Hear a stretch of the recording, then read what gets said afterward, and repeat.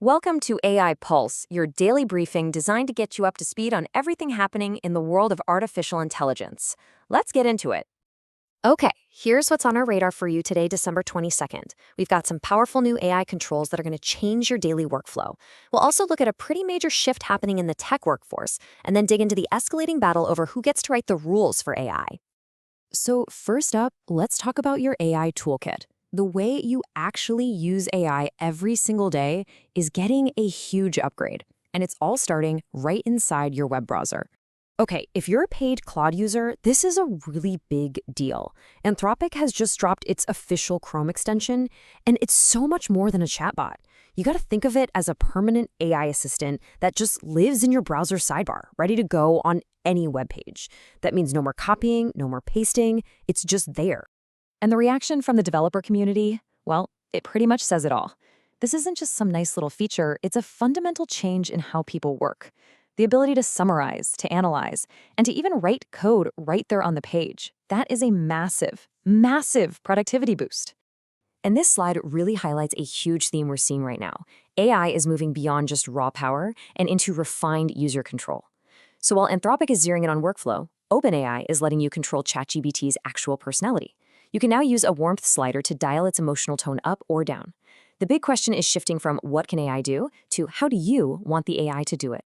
So, what's powering all these incredible new tools? Well, behind the curtain, the actual engines of AI are getting stronger at an almost unbelievable rate.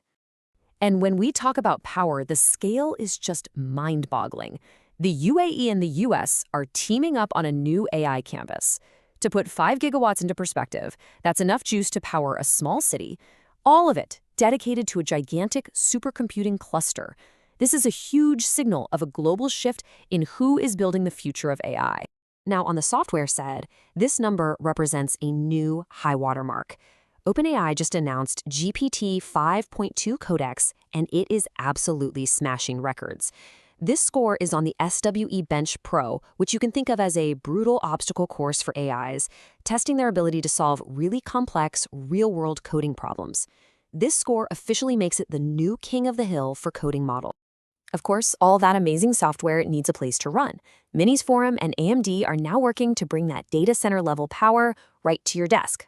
They've just launched new gear, like a mini workstation that can run enormous language models locally, and a super smart storage device for your home or small team. The age of powerful local AI is really here. But with this incredible acceleration in tech comes some huge shifts in society, especially when we talk about jobs and the laws that govern all of this. This is where the human impact really comes into focus.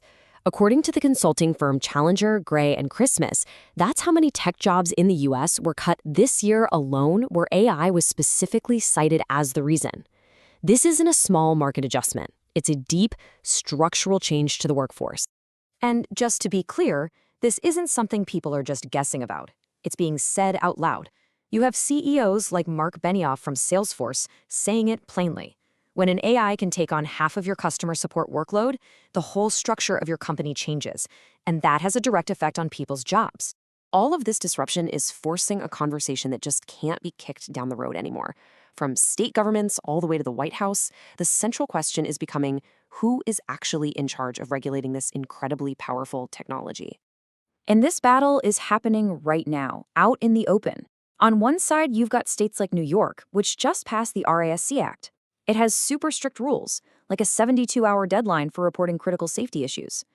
But on the other side, the federal government is pushing hard for one single national policy. It's a direct showdown, setting the stage for a massive legal fight over who gets to write the AI rulebook. All right, for our last story, let's zoom all the way out. Let's move past the products and the politics and look at something really profound, how AI is fundamentally changing science itself. Now, to really get this next part, you just need a quick handle on something called dynamical systems. It sounds really complex, but it's basically the math used to describe anything that changes over time, from the weather to the stock market to your own heartbeat. The thing is, these systems are often incredibly chaotic. And this is where things get wild. Researchers at Duke have built an AI that can literally watch a chaotic system in action. Think of a double pendulum swinging all over the place. And just from watching it, the AI can figure out the simple, elegant mathematical laws that are secretly running the whole show. It finds the hidden rules inside the chaos. This is a huge step toward AI becoming a true partner in scientific discovery, helping us make sense of parts of our universe that have been a total mystery until now. And that is the state of AI for Monday, December 22nd, 2025. We will be back here tomorrow to keep you ahead of the curve with the next briefing. Thanks for tuning in to AI Pulse.